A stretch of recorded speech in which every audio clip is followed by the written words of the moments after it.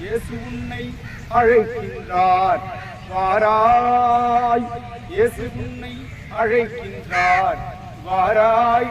இதையும் அதை கேட்கின்றார், வாராய். இயேசு உன்னை அழைக்கின்றார், வாராய். மண்ணுலக வாழ்வு மாயும் என்றே அறிந்தும் இன்னும் ஏன் மயங்குகின்றாய்?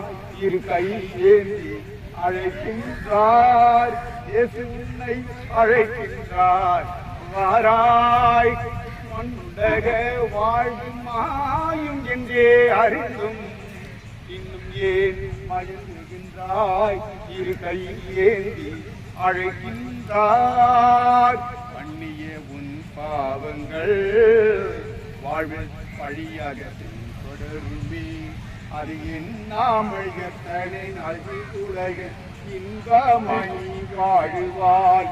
உன்னிய இயேசுவின் பொன்னடி வந்து சேர்ந்தார், மன்னித்து காத்திடுவார்.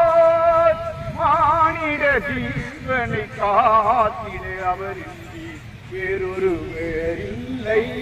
மானிட ஜீவனை காத்திட அவரின்றி வேறொரு வேறில்லை. வாராய். இயேசு உன்னை அழைக்கின்றாய், வாராய்.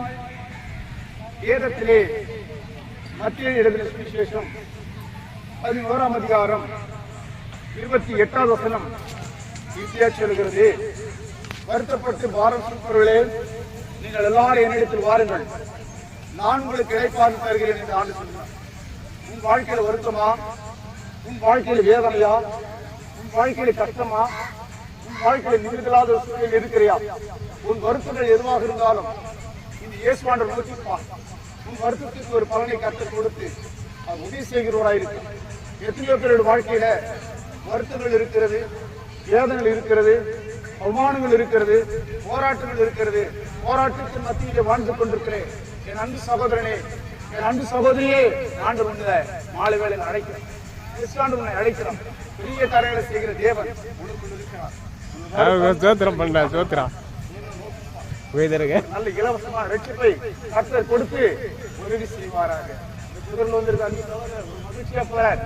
ஏன் அவளுடைய வாழ்க்கை செழிப்பாக மாறும், அவருடைய வாழ்க்கையில் ஒரு மாற்றங்கள் வரும்.